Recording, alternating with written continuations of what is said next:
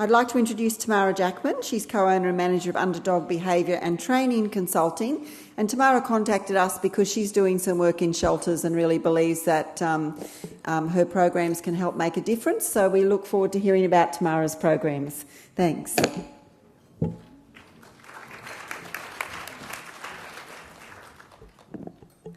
Thanks for that.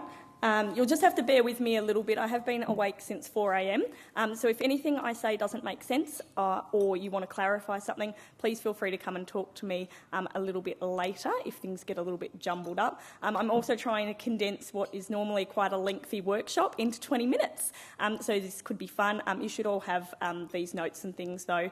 If anybody wants to contact us and ask questions in the coming weeks about developing environmental enrichment programs, please feel free to do so as well. We're happy to assist in that way.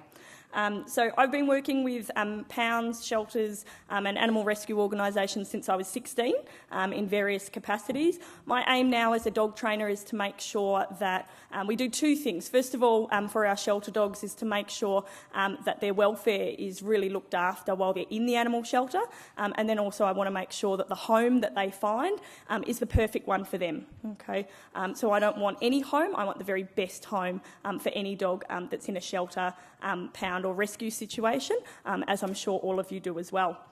Environmental enrichment is a really imperative part of animal sheltering, and unfortunately in many cases it really gets put on the back burner. So environmental enrichment is that thing that at 4:55 on a Friday afternoon people sit around and they say, oh, we really should get on to developing that environmental enrichment program. And then Monday comes around and things just keep on going and keep sliding away.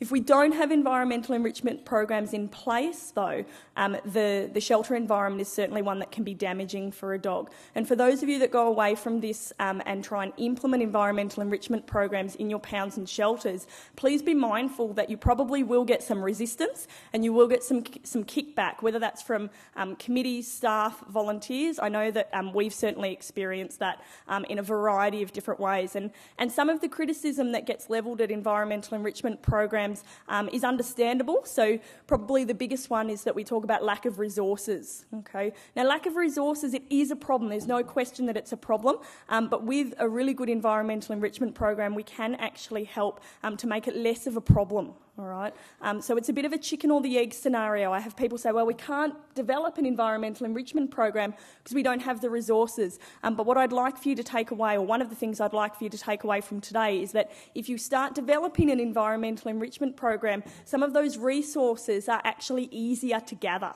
Okay, and that's really important. And then we get other forms of resistance. So we get things like what was mentioned this morning with, we've always done it this way.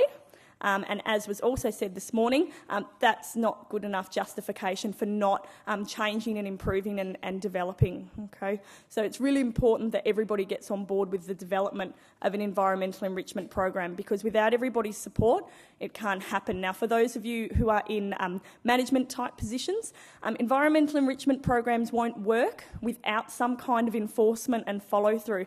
And when I say enforcement, it's probably not the best choice of words, but I can't think of another word that really fits it appropriately.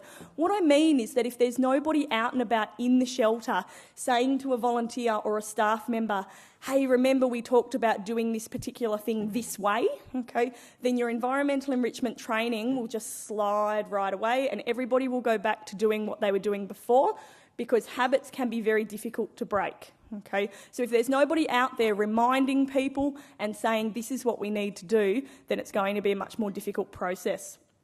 All right, so the first thing that we need to understand is that there's a great deal of learning that takes place in a shelter environment, and that learning can be good or that learning can be bad. And sometimes people think, well, the dogs have already come in with behaviour problems. Just because you have a dog that's adopted out and goes into a home and displays a behaviour problem doesn't mean that that behaviour problem was actually there prior to the dog coming into the shelter. There are behaviour problems that the dog either, unfortunately, learns in a shelter environment, or the intensity of the behaviour problem develops further in the shelter environment. And then we end up with bigger problems when the dogs go out into homes as well. Okay. So what we want ideally is for the dogs to leave the shelter better behaved than when they arrived. So environmental enrichment works hand in hand with really good behavioural assessment strategies. So a behavioural assessment might be our first step, and then what we like to do is try and convert that behavioural assessment to a tailored environmental enrichment program for that dog, and there are nice easy ways that we can do that. So firstly, what we want to do is understand what adopters find undesirable and also what sort of behaviour problems are the most stressful for the dog. And those are the things that we generally want to focus on, all right? So the sorts of problems that we get within our shelter dogs, as many of you would already know, repetitive patterns in the kennel environment, development of obsessive-compulsive tendencies as well. And that's a big one where if you've had a dog that hasn't been exposed to such a stressful environment before, and then they come into a pound or shelter and learn OCD type ways of dealing with that stress, they can take that learning forward into their new home. Reactivity or aggression to the dogs in neighbouring kennels, we know that's a big one. Reactivity or aggression to dogs when they're being removed from the kennel, and then when they're out and about on walks, perhaps trying to be socialised, that sort of thing. Redirected aggression towards a handler, that's particularly a problem when we have dogs that are being removed from yards or put back in a kennel. The dogs get really frustrated, and we find that we get that unconscious transfer of aggression to the handler, even though the dog is not necessarily human aggressive, okay? So redirected aggression doesn't mean we have a dog that is aggressive to people in normal circumstances. It means that the dog doesn't understand how to deal with frustration. It's very much like a knee-jerk reaction from them. Fence running and aggression to neighbouring dogs in exercise yards, that's a really big one. And this is where we have to change some attitudes as well, because one of the comments that I hear really frequently when we talk about changing how dogs in exercise yards or changing how exercise yards are used to help dogs, one of the things that I hear from staff or volunteers is the dogs are exercising, the dogs are happy. And we've got dogs that are using exercise yards as nothing more than fence running opportunities, okay? Those dogs are not happy, those dogs are not exercising, okay? And what they are doing is practising behaviour that is really undesirable and is really, really stressful for them. Other things that we have issues with, development of or increased intensity in problem behaviours like escaping. So I've seen this happen at a particular shelter where their fencing between yards wasn't fantastic, and it needs to be fantastic in a shelter environment, because even if you have a dog that in a home environment shows no tendency towards escaping, raise the level of frustration, excitement, stress or arousal, and you're going to get behaviours there that weren't there before. So dogs can learn in a shelter environment to escape, where in a home environment they wouldn't necessarily do that. Jumping up, pulling on the lead, mouthing or nipping as well, okay, that again come with those things. Excitability with or disinterest in people. Now, the disinterest in people is one that I find actually particularly sad, because it's generally your long-term dogs, okay? So the dogs that have been in the kennel facility being dealt with by lots and lots of different people, and they learn not to check in with people. Now, what does that mean for the dog? It becomes a vicious cycle, because the more or the less that the dogs engage with people, the less that they connect with potential adopters that get them out. Okay, so then you have a dog that's been there for 3 months, might be a perfectly lovely dog, but when a potential adopter gets that dog out into a yard, the dog's off sniffing somewhere else and pays no attention to them whatsoever. Okay, these are the sorts of things that we can start to fix with environmental enrichment. Decreased ability to properly socialise with other dogs, we've talked about that. Decreased ability to socialise with cats and other animals. So sometimes you have dogs that come into a shelter that are good with other animals. They're good with cats, they've lived with a cat, but then if they stay in that shelter for 3 months and don't see a cat, and then we pop them into a home where there is a cat, that excitability that will have increased, and potentially the level of drive that might have increased as well, can create problems for us. Loss of house training, loss of general house manners as well. So when we take the dog out of a home environment for a long period of time, we're going to sometimes have issues when we reintroduce them back into that environment.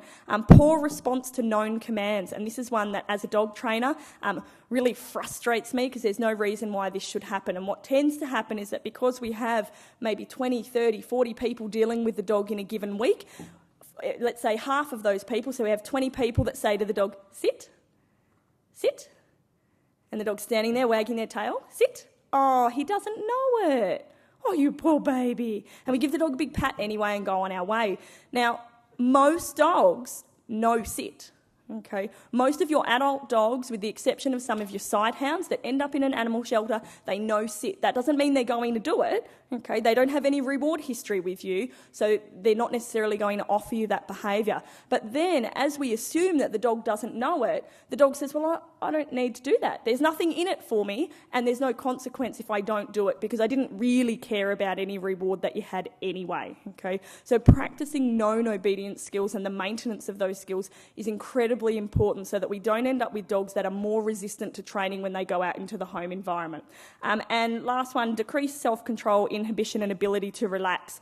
So when we have dogs in a shelter environment and they don't have really good environmental enrichment programs, you'll find that even when you remove them from the real stressful elements of the environment, like the kennels, that they still can't relax themselves. Okay, and again, there are things we can do to help them with that.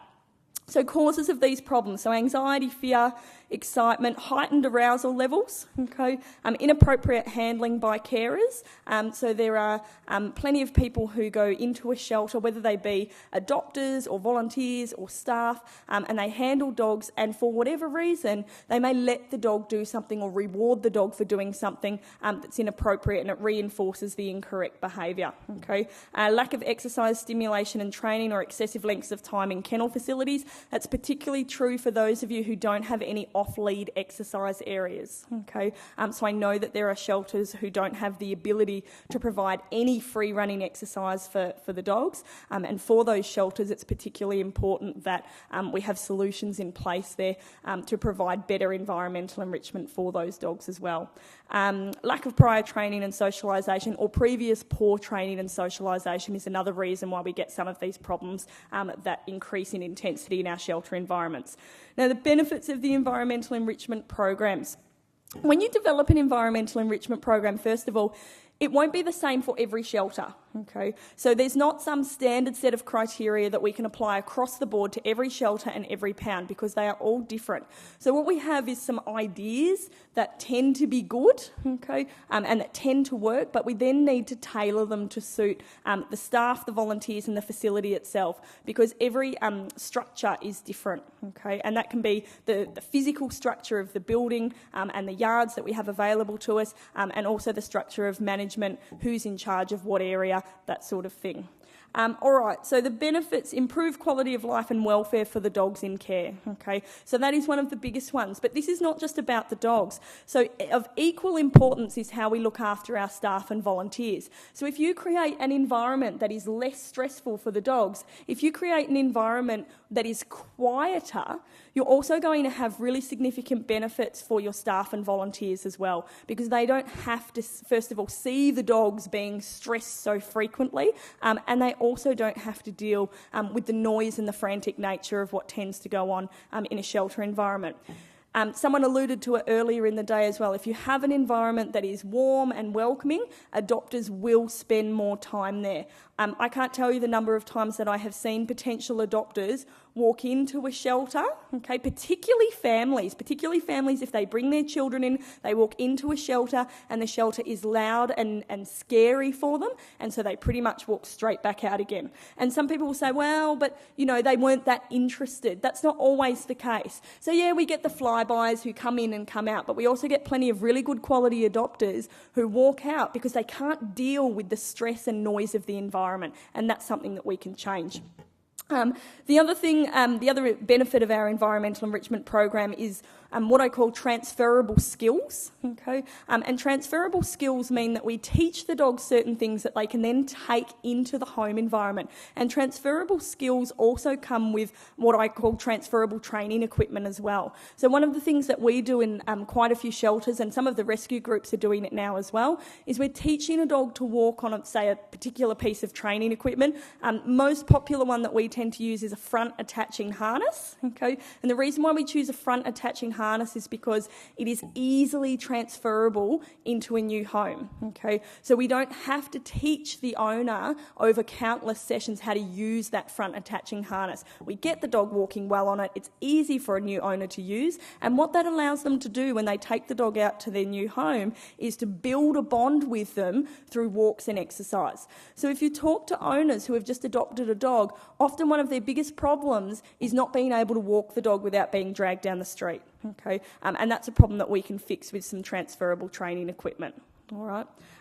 Increased community involvement. So when you develop an environmental enrichment program, it opens you up to using facets of the community that you wouldn't necessarily be able to use if you were just getting volunteers to come and walk dogs. Okay, so we can get more people involved.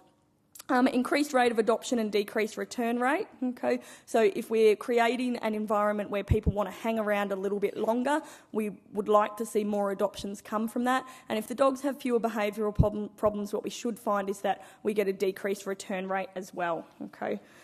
And the other benefit of an environmental enrichment program is that we can create promotional tools to use to help in our adoption efforts. So videos and photos of dogs that are engaged in environmental enrichment activities are often going to be more effective selling tools for that particular dog rather than somebody just seeing the dog in the shelter. Okay, so one thing that I would love to see is for each shelter to have a YouTube channel and have a computer set up in reception before people even go down to the shelter, have a little YouTube channel set up and encourage people to go over and take a look at some of the videos of the dogs doing particular activities, so that when they then go out into the shelter, rather than walking past the perhaps plain looking dogs or the dogs that behave poorly in their kennels, they already have an association with that dog and potentially what that dog could do. All right. So we divide up our environmental enrichment program into a few parts. I'll try and go through these really quickly so I don't run over time. Stimulation without handlers. So stimulation without handlers, I'll just give you a few examples of some of the things that we can do. So freezing treats in an ice cream or yogurt container, that tends to be pretty popular. And one of the good things about that is that when you actually give the dogs frozen treats, there's very little mess. Because even if the dog doesn't eat it, even if the dog doesn't play with it, all that happens is that the ice melts and there's a little pool of water in the kennel, okay? So that tends to work quite well. Stuffed Kongs as a meal replacement. So food doesn't have to be given in bowls. And one of the things that I think we could definitely improve in the way that we manage our shelter dogs is how we deliver them their daily intake of food. Because when you deliver it in a bowl, you're basically throwing away the rewards that you could have given to that dog for particular activities during the day and the potential to stimulate the dog, especially if you've got a food-motivated dog. So we want to make sure that that's being utilised as effectively as possible.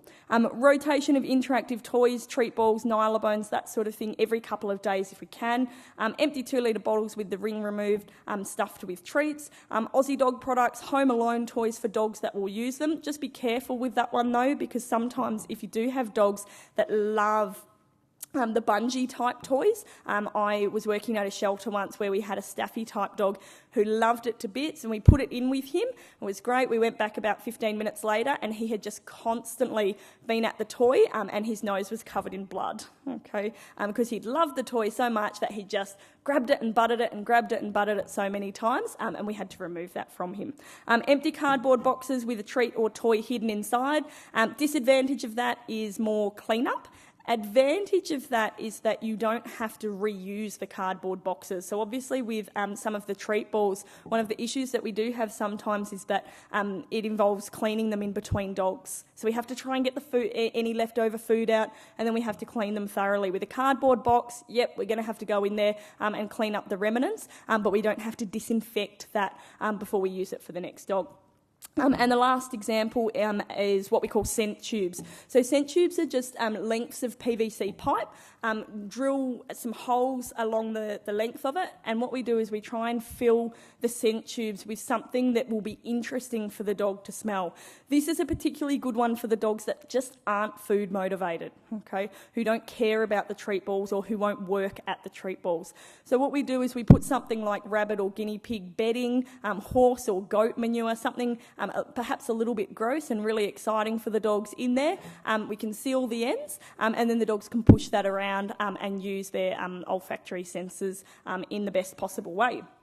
I'm going to skip that bit because I won't have time. Training exercises for dogs in their kennel. So the most important one is that we teach the dogs to stand or sit still before we enter the kennel. Okay. Now the thing with some of these exercises is they take lots and lots and lots of repetitions. So that means that everybody on staff, all of the volunteers need to be doing these exercises so that it's not labour intensive. Because if you have 15 people walking through the shelter, staff and volunteers in a given day, if each of them were to do 3 or 4 repetitions of an exercise, and we're talking about exercises that quite literally take 2 seconds to do, okay, then what we have is we have 30 repetitions or 40 or 50 repetitions instead of it being one person who has to devote a lengthy period of time.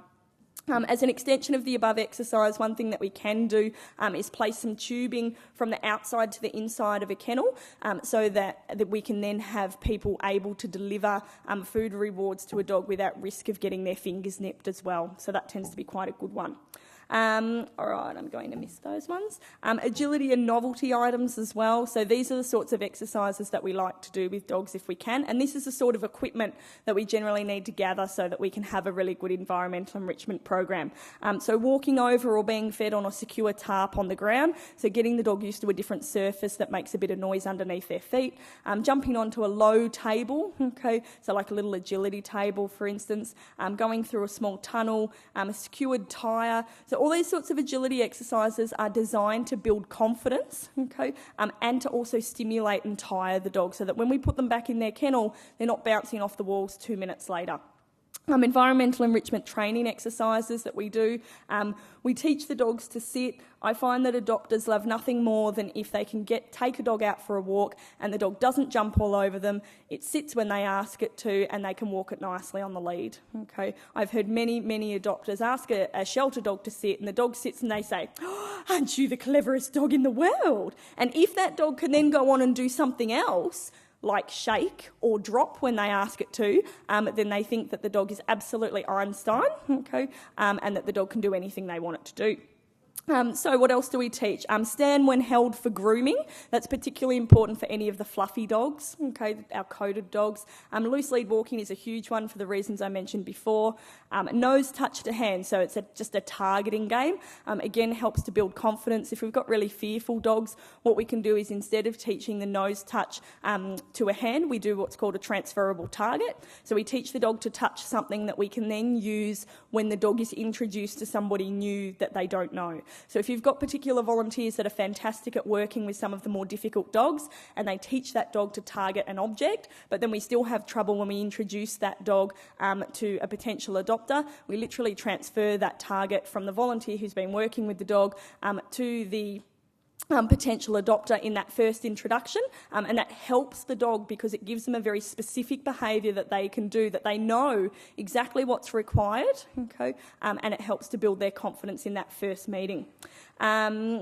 So tricks like shake hands, teaching a dog to roll over, that sort of thing, and down or drop with a food lure, no jumping, no mouthing. Teach the dogs to wait, particularly around doors and gates. Okay, so we try and use things like body blocks to stop the dogs from being really pushy. We also use a game that we call Who's That, which is basically a classical conditioning game.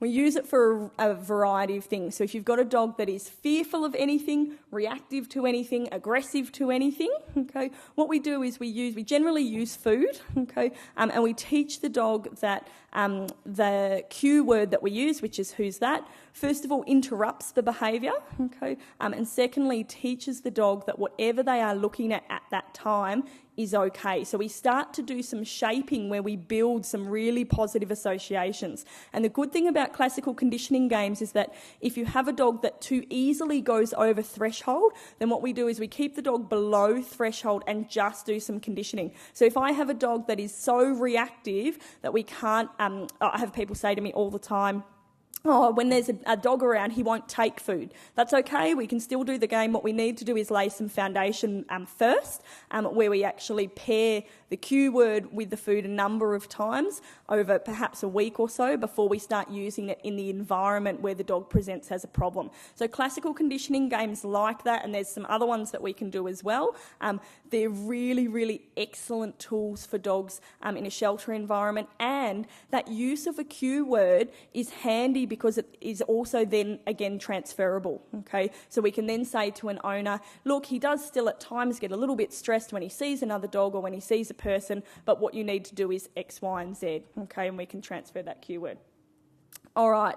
Now, like I touched on before, determining the appropriate training equipment and sending the adopter home with it. So don't let if you know that a dog walks really well on a head collar, or you know that a dog walks really well on a front attaching harness or a normal collar or a martingale, whatever the case may be, don't let the adopter walk out without that piece of equipment, okay? And I understand that sometimes that can be difficult, although one thing that can be really beneficial is to have that equipment available in a little shelter shop for sale and encourage people to buy it. I have been involved with shelters where they've done that with certain food, for instance, and it was very, very successful. Pressure on at that sort of point of sale, that point of adoption, that's the time where we can influence people to purchase an additional piece of equipment, particularly if it's not terribly expensive. And what that does is it means that when the adopter goes home and they walk the dog in that first week or so, they're not setting themselves up for failure. They're putting something on the dog that we know the dog likes and that we know the dog tends to walk well on. So they don't have that initial week of failure and then call you at the end of the week and say, this dog is atrocious, I can't walk it, I can't do anything with it, I want to bring it back. Okay, and last of all, guys, dog walkers, should they be expected to be dog trainers?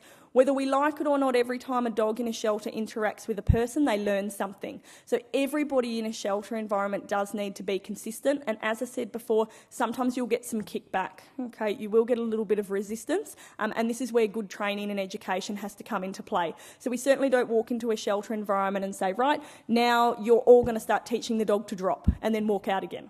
Okay, everybody needs to know how to do that. And in many cases, they need to know why we need to do that as well, because everybody's there for the same reason. To help the dogs.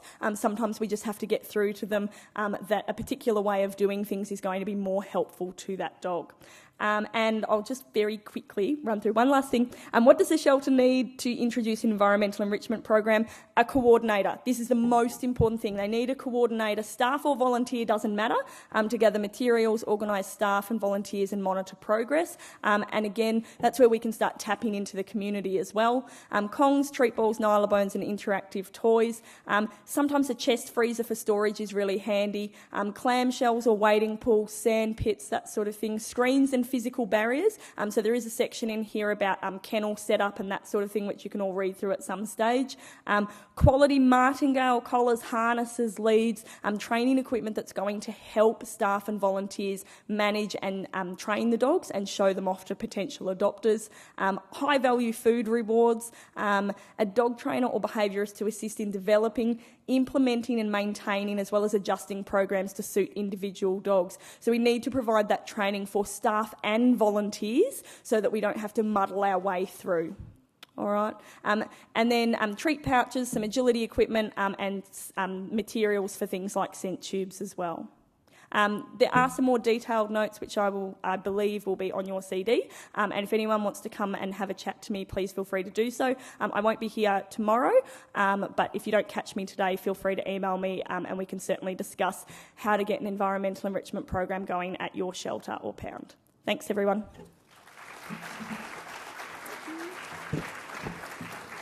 That was certainly a lot packed into a short time. Thank you very much, Tamara.